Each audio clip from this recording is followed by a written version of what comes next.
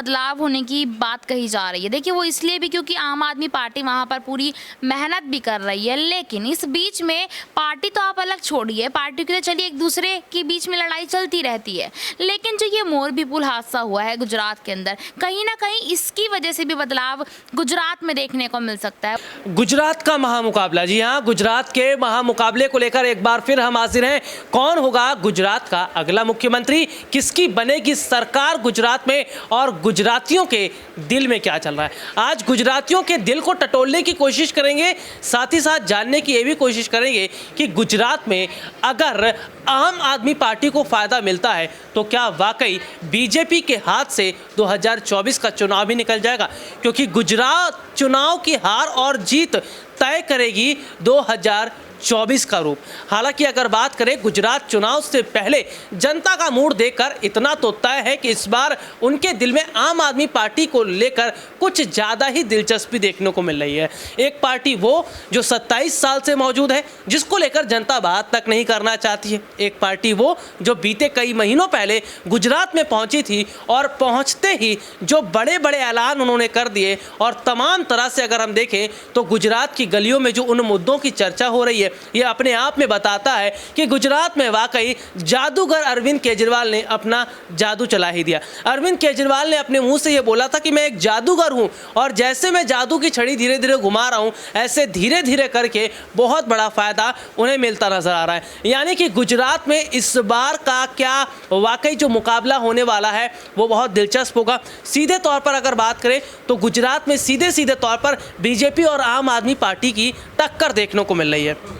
हालांकि गुजरात चुनाव की तारीख का ऐलान हो चुका है। काफ़ी समय से हम देख रहे थे कि सस्पेंस बना हुआ था, आज होगा कल होगा कल होगा, लेकिन आज जिस तरह से चुनाव की तारीख का ऐलान हुआ उसके बाद नेताओं के दिलों की धड़कनें भी बढ़ रही हैं, और मेरे साथ मेरे कुछ सहयोगी जुड़ेंगे, वो बताएंगे कि गुजरात की जनता के दिल में क्या चल रहा है, और वो लगातार गुजरात चुनाव को लेकर जो भी अपडेट है उस पर नज़र बनाए हुए हैं। सबसे पहले मेरी सहयोगी नेहा हमारे साथ मौजूद है, वो बताएंगी कि गुजरात में आखिरकार चल क्या रहा है और गुजराती इस बार किस पार्टी को मौका देने के बारे में विचार विमर्श कर रहे हैं। देखिए इस बार गुजरात की जो हमेशा की तरह देखा जाता था कि गुजरात में हमेशा बीजेपी जीतती थी, लेकिन इस बार तो बदलाव होने की बात कही जा रही है। देखिए वो इसलिए भी क्योंकि आम आदमी पार्टी वहाँ पर पूरी मेहनत भी कर रही है, लेकिन इस बीच में पार्टी तो आप अलग छोड़िए, पार्टी के तो चलिए एक दूसरे के बीच में लड़ाई चलती रहती है, लेकिन जो ये मोरबी पुल हादसा हुआ है गुजरात के अंदर, कहीं ना कहीं इसकी वजह से भी बदलाव गुजरात में देखने को मिल सकता है। वो इसलिए क्योंकि गुजरात में जो ये मोरबी पुल हादसा हुआ है, किसी को उम्मीद नहीं थी कि चुनाव आने से पहले अचानक से इतना बड़ा हादसा होगा और इसको ये कह दिया जाएगा ये तो भगवान ने कराया है। लेकिन इसके पीछे का ये नहीं पता किसी को भी कि यहाँ पर जो ये हादसा हुआ है ये एक सोची समझी साजिश कही जा रही है, ऐसा बताया जा रहा है। अब इस बात में कितनी सच्चाई है कितनी, देखिए ये तो पूर्ण तरीके से जानकारी नहीं है, लेकिन मैनेजर की गलती यहाँ पर बताई जा रही है इस पुल टूटने की उसमें। और देखा जाए तो ऑल ओवर गुजरात की मैं बात करूँ तो आम आदमी पार्टी की यहाँ पर तरक्की ज़्यादा देखने को मिल रही है बीजेपी और कांग्रेस से।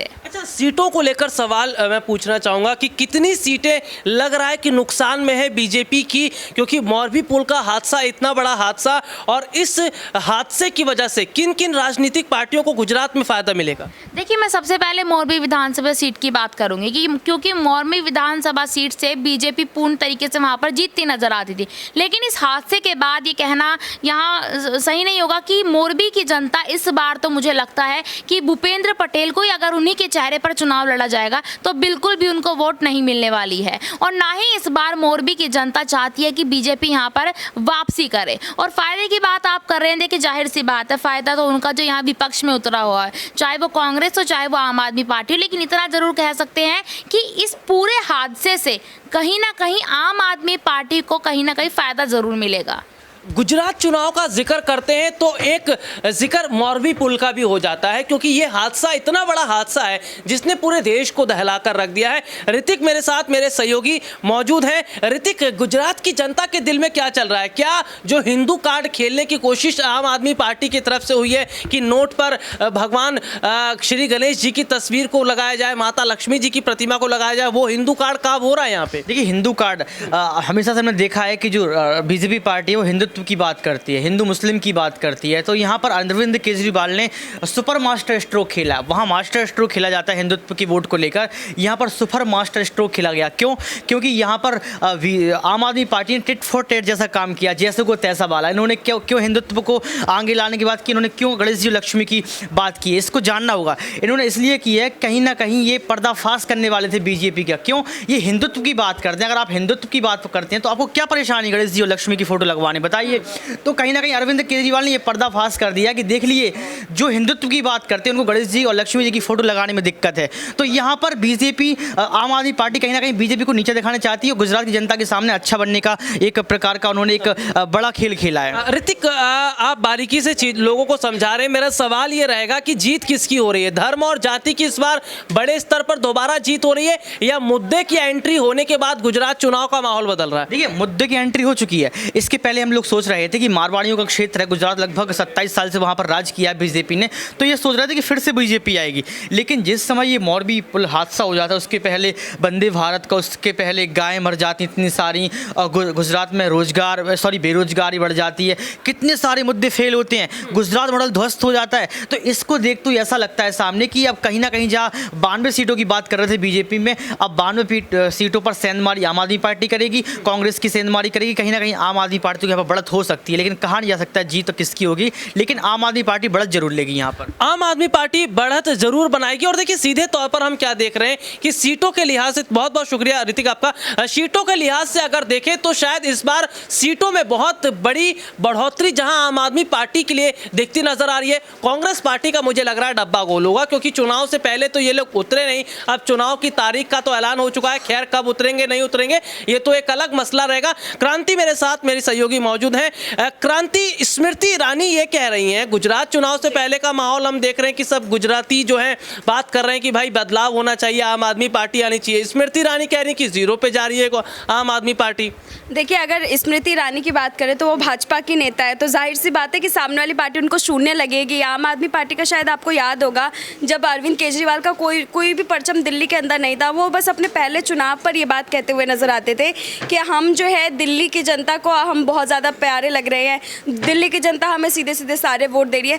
तो पार्टियों का काम है कहना, पार्टियां कहती है। स्मृति ईरानी कोई नई तो है नहीं और वो पुरानी खिलाड़ी है, तो जाहिर सी बात है पुराने शब्दों का ही इस्तेमाल करेंगी और उसका अच्छे से खेला वो कर रही है। क्रांति, कहां चूक हो गई बीजेपी से? क्योंकि 27 साल से मौजूद है लेकिन जनता नकार रही है। एक पार्टी जो चंद महीनों पहले जाती है उसकी तारीफ हो रही है, कहां गलती हो रही है बीजेपी से, और गलतियों का खामियाजा ने 2024 में कितना उठाना पड़ेगा? देखिए, अगर गलतियों की बात करें तो भाजपा की गलती ऐसी रही है जो कहीं ना कहीं उस गलती के सीख लेकर के वो दोबारा सही कर लेती है चीज़ें, और जहाँ तक रही जिस जगह पर उनकी पहले से सत्ता काबिज है उस जगह पर वो हारती ही नहीं है। और देखिए, इस बार अगर हम भाजपा की बात करें तो गुजरात में उनका जो इस वक्त रूप देखने को मिला था वो यही कि ये एक तरफा मुकाबले के तौर पर वो जीत जाएगी। भले ही आम आदमी पार्टी कोशिश कर रही थी, कांग्रेस कोशिश कर रही थी, लेकिन वो दूसरे और तीसरे नंबर पर ही रहती, पहले नंबर पर भाजपा ही रहती। लेकिन जो सबसे बड़ी गलती हुई है वो कहीं ना कहीं ये हुआ है कि भूपेंद्र पटेल को सीएम के तौर पर बिठा देना, क्योंकि भूपेंद्र पटेल एक गैर जिम्मेदार लोग की तरह वो नज़र आ रहे हैं, एक आम जनता की तरह नज़र आ रहे हैं जो कोई भी जिम्मेदारी लेना पसंद नहीं कर रहे हैं। अगर आप जिम्मेदारी लेना पसंद नहीं कर रहे तो फिर आप सीएम क्यों बने हैं? अब यहाँ पर सीएम चेहरे पर कहीं ना कहीं मुझे लगता है कि भाजपा ने सबसे बड़े जो है यहाँ पर गलती कर दी है, जिसकी वजह से उसका भुगतान उन्हें इस बार चुनाव में झेलना पड़ेगा। क्रांति, एक आखिरी सवाल प्रियंका गांधी को लेकर करूंगा कि प्रियंका गांधी हिमाचल तो चली जाती हैं लेकिन गुजरात में नहीं आती हैं। गुजरात से पहले कांग्रेस पार्टी ने हथियार डाल दिए या कोई बड़ी तैयारी हो रही है? क्योंकि लाइव भी जब हम करते हैं कहते हैं कि सर गुजरात में कांग्रेस की सरकार आएगी, कांग्रेस तो दूर दूर तक नजर नहीं है। फिर जो जनता के मन में उम्मीद है कांग्रेस को लेकर, क्या वो उम्मीद पूरी हो पाएगी? मल्लिकार्जुन खड़गे के नए अध्यक्ष बनने के बाद जो तमाम तरह की जिम्मेदारी है चुनाव जितवाने की, वो पूरी करेंगे खड़गे?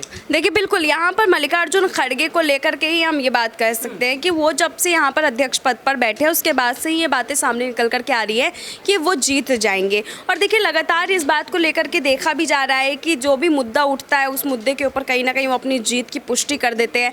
तो देखिए खड़गे का चेहरे देख करके जनता मुझे लगता है कि इस उम्मीद में है कि शायद यहाँ पर जो है उनको एक बड़ी जीत मिल सकती है। तो हमारे सहयोगी ने बारीकी से समझाने की कोशिश की और बताया कि गुजरात चुनाव से पहले का माहौल क्या है। और देखे तस्वीरों को अगर देखें ध्यान से गुजरात चुनाव से पहले की, तो जिस तरह चारों ओर केवल आम आदमी पार्टी का जिक्र हो रहा है, शायद बदलाव तो इस बार हो रहा है। भले ही बीजेपी के नेता इस बात को नकार रहे हैं कि गुजरात में कांग्रेस आम आदमी पार्टी का जादू नहीं चल पाएगा, लेकिन नतीजे तय कर देंगे। जी हाँ, 8 दिसंबर SP9 न्यूज़ लगातार चुनाव से जुड़ी हर खबर को बारीकी से दिखा रहा है, ब्रेक कर रहा है और लगातार हमारी जो टीम है वो गुजरात पहुंची है और वहां से हम अपने दर्शकों को दिखाएंगे कि क्या चल रहा है गुजरात की जनता के दिल में और कैसे इस बार गुजराती बदलाव की बात कर रहे हैं। तो चलिए आज के लिए इतना ही, आपसे फिर दोबारा मुलाकात होगी, तब तक के लिए इजाजत दीजिए, नमस्कार।